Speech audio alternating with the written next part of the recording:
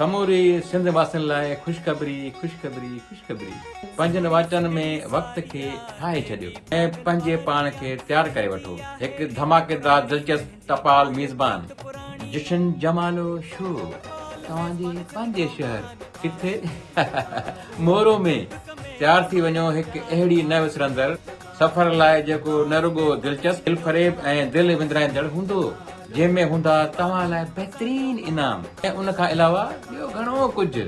छो जो अहिड़ियूं सनसी खेज़ क़िस्तूं तव्हां ॾिसी सघो था सिर्फ़ ऐं सिर्फ़ महबूब चैनल KTN ते। जुमो 26 जनवरी 2024 राति जो 9 बजे तव्हांजे पंहिंजे शहर मोरो में।